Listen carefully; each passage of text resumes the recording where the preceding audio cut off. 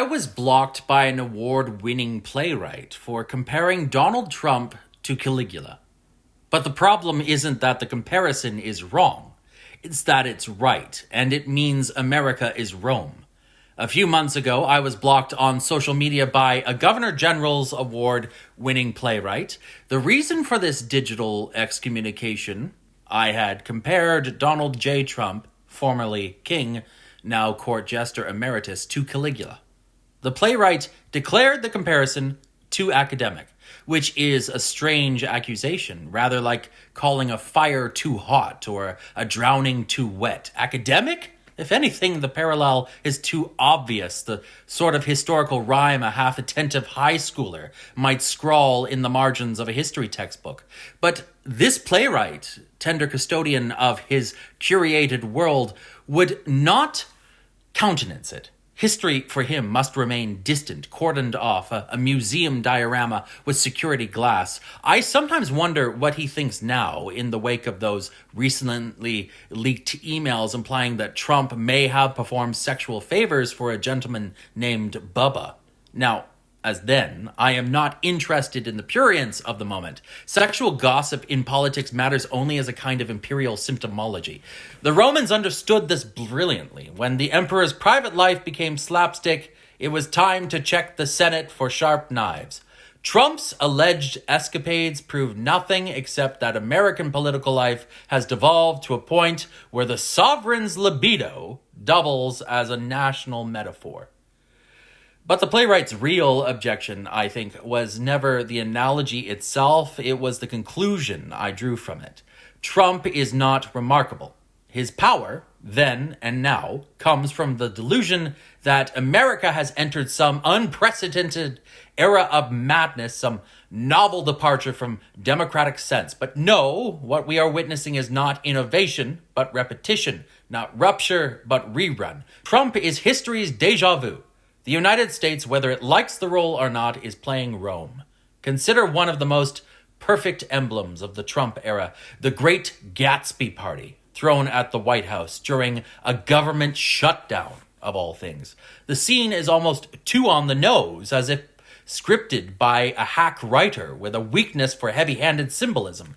A pretend billionaire president playing dress-up as a pretend billionaire fictional character, both haunted by the same vacancy of spirit and disorder of taste.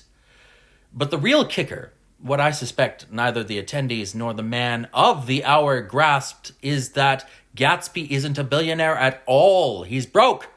He's a lark, a facade, a man whose fortune is an optical illusion, foul dust floating in the wake of his own delusion. So the symbolism doubles back on itself. A fake billionaire hosting a party to honor a fake billionaire who remains in the novel a herald of collapse. A signpost standing on the verge of the American dream's highway just before it dives into the ditch. This is documentary. This is not satire. It is also exactly what Rome looked like. Not the Rome of togas and triumphs, but the Rome with the smell of something going bad underneath, the Rome of Caligula. Spectacle replacing governance. Theater replacing statecraft. The emperor playing God while the city creaks under his feet. Caligula famously declared war on Neptune, sending his soldiers to the beach to stab the water. Trump declared war on a hurricane by drawing a Sharpie around its projected path. The difference is technological, not spiritual. And this brings us back to the playwright. His discomfort, his swift and aesthetically indignant blocking, speaks volumes. The comparison to Caligula is not unwelcome because it is wrong. It is unwelcome because it is right. And because it punctures the cherished Western myth of historical exceptionalism. The liberal imagination relies on the idea that democracy is a staircase leading upward forever. To compare Trump to Caligula is to suggest that the staircase may actually be a spiral and that we may be halfway down. People resist historical parallels because they remove the narcotic comfort of thinking. This is new. This is shocking. This cannot be us. The repetition of empire stings precisely because it reveals the banality of decadence. The Romans were not uniquely mad. They were simply first. Trump is not a political anomaly. He is the algorithm of empire rendered in orange. He is what happens when institutions weaken, myths metastasize, and the spectacle becomes indistinguishable from the office. The troubling question is not, how could this have happened? But why did we ever think it wouldn't?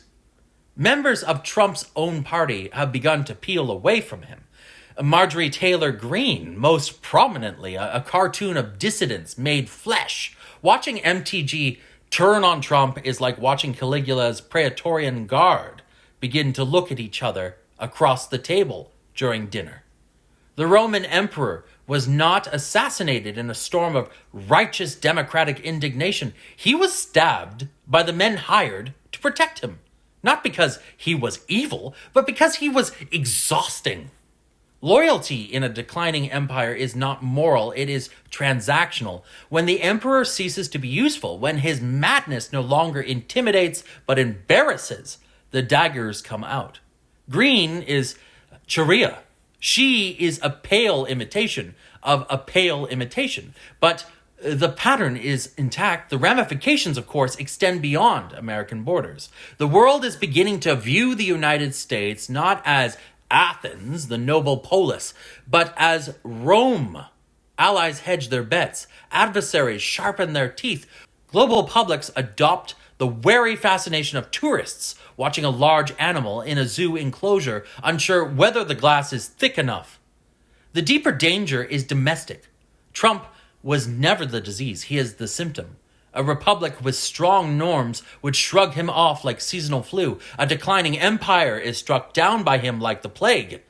The institutions that once held the center, legal, moral, civic, are now porous, spongy, exhausted. And the culture increasingly mistakes noise for truth. This is the true Caligulan echo. Not the man, but the condition that makes the man possible. As for my blocked playwright friend, I bear him no grudge. In fact, I thank him. His reflexive recoil from analogy was instructive, a miniature portrait of the national psychology.